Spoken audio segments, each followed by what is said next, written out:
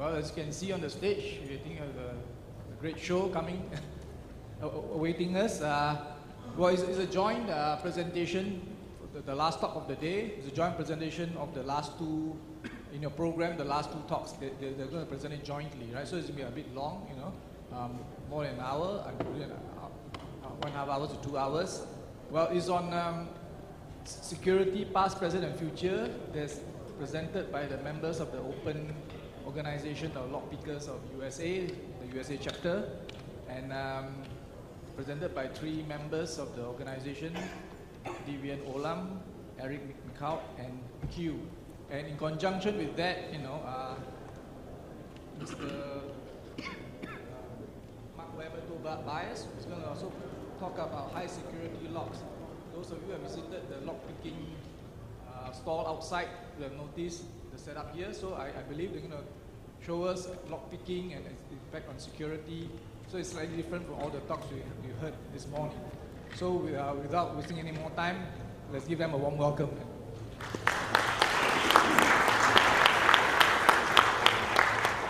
Thanks very much. It's a pleasure to be here. We're switching our order this afternoon because we thought it might make a little more sense. My name is Marc Tobias.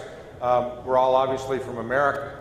I'll give about a 45-minute to an hour presentation on high security locks, and then I'll be followed by my associates from America and TOOOL USA, who will do some demonstrations, and they also, of course, were running Lockpicking Village all day today and I believe tomorrow.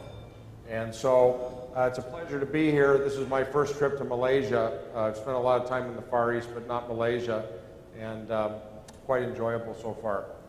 We're glad you're all here. This afternoon, I'm going to talk about high security locks, and there's a lot of material to cover, and it's all contained in a PowerPoint which will be posted on HITV's website and on our website, which is security.org and in.security.org. And so y'all are free to go grab the information, and I've got a lot of ground to cover. So today we're going to talk about conventional versus high security locks. We're going to talk about the standards by which these are tested. We're going to talk about bypass methods briefly. And then we're going to talk about the real problem, which is what manufacturers are telling you about the security of their lock, which may or may not be true. And then we're going to address certain liability issues.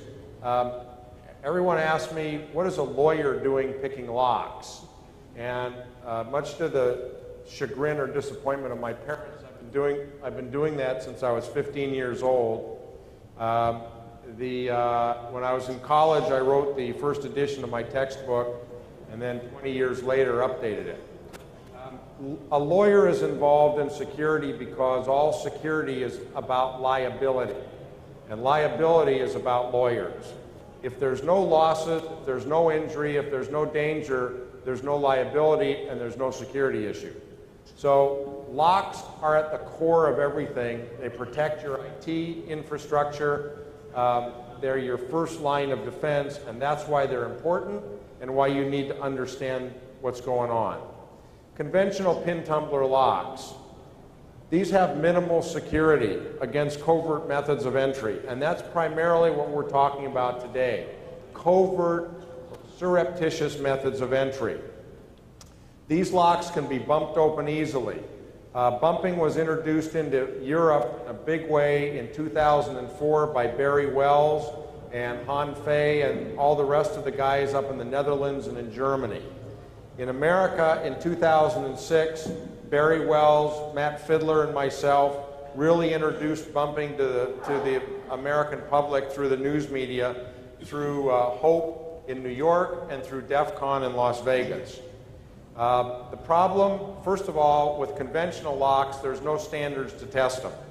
They're not supposed to be used in high security installations. And there's no secondary locking systems to make these locks more secure. All of the locks that y'all were bumping today at the TOOOL booth are conventional cylinders. But that isn't where it stops.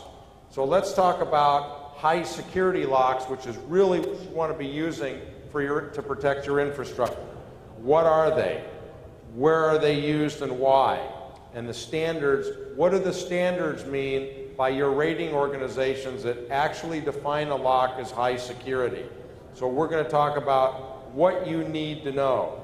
So high security locks are used to protect critical infrastructure and high value targets.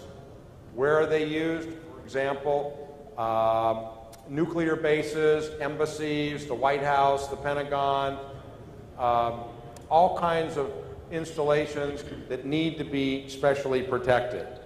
So, what does the manufacturer know about their own locks? Well, in the last year, as I'll discuss, some manufacturers not a lot. Some think they know a lot and really don't about the ability to bypass their locks.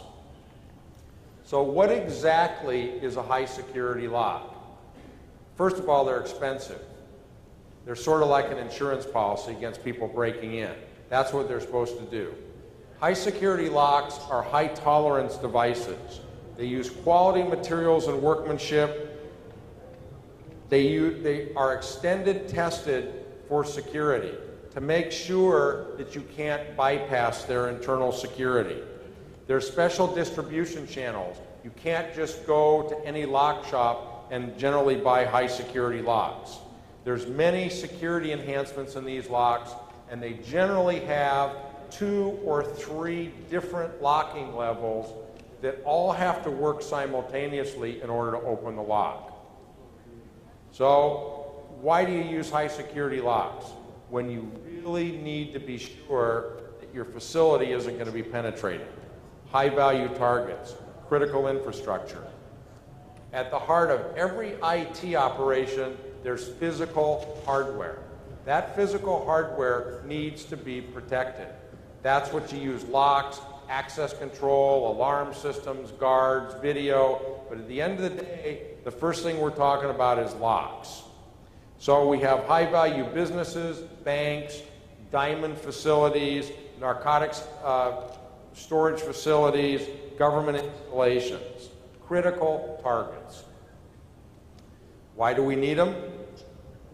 Why do we specifically need high security locks?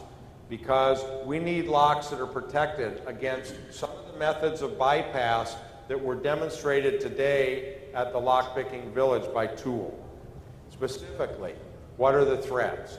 Bumping, picking, replication of keys, which is we call key control, and extrapolation of the top level master key. That means walking into a facility and being able to compromise the facility by obtaining one key that opens all the locks. All of those issues are supposedly built into high security locks. That's what you're paying the extra money for the protection. Standards.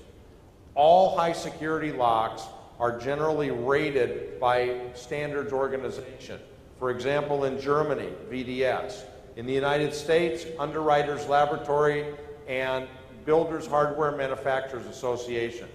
These organizations and others, British Standards Institute, there's standards institutes around the world that analyze locks to make sure that they're secure for a given amount of time and expertise to violate their security.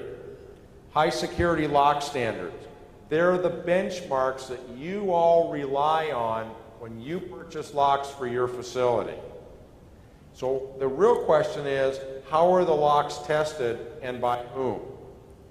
The standards, in my view and my associates' view, may be grossly inadequate in some respects to test locks against what we call real-world threats.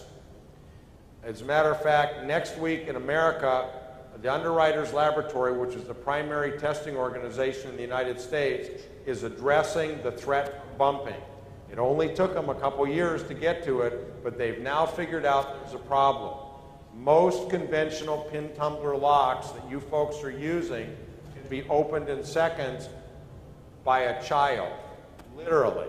Last year in Las Vegas, I interviewed an 11-year-old girl that bumped open cylinders in a few seconds with no previous training, just as I watched some of you do today. And so this is a real problem. So So we're going to talk today about a case example that involves the most prestigious, most respected high-security lock manufacturer in the United States who has world distribution channels everywhere, Medico. High-security locks, primary protection criteria. There's 3 of them. These locks are designed to protect against forced entry, against covert entry, and to provide key control. What do we mean by key control?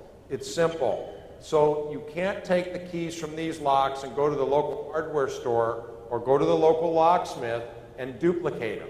If you can duplicate the keys with no controls, then your system is not secure.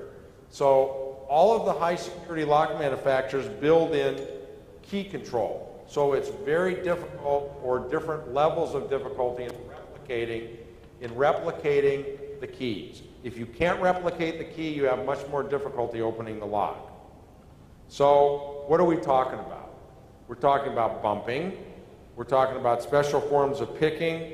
We're talking about mechanical bypass, real-world techniques, and bypass of key control. All of these issues are not addressed in the standards. So when you install locks in your facilities, they may not be adequate to protect against what you need to protect against. For example, the UL Underwriters Laboratory in the United States, 437 is supposedly the high security lock standard. They rate a cylinder to resist entry techniques for 10 minutes, covertly, and for forced entry techniques for 5 minutes.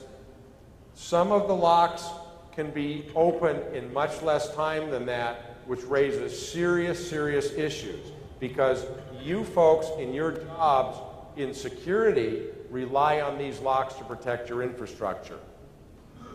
What are the security tests? Forced entry, for example, impact, tension, torque. There's all kinds of forced entry tests that are done to make sure these locks are secure. This, for example, is an end mill, a portable battery-operated end mill that can open most conventional locks in seconds. As you can see, this is called drilling or reaming. And all of these cylinders were opened in about 30 seconds by sticking this tool right into the front of the lock, drilling it out, sticking a screwdriver in, and opening it. That's one leg of the 3 levels of protection, forced entry. The kind of tools that these standards organizations use for testing are generally hand tools that you can carry in, not real sophisticated tools. High security standards, the other rating organization in the United States. Key control, and there's several levels of key control to protect your keys from others gaining access, others being able to copy the keys. And again, forced entry. So covert methods of entry, they usually test for picking and impressioning. The problem is they're not testing for other forms of covert entry. This is our real problem. These are different kinds of lock-picking tools that were shown at the tool exhibit at the tool booth. These are common standard lock-picking tools. Mechanical bypass. Most of these standards organizations are not adequately testing for mechanical bypass. What do we mean by that? That means defeating locks in less than a minute, maybe a minute and a half, maybe 30 seconds. Often not included in the standards. Many certified locks, many high security locks can be bypassed with mechanical techniques.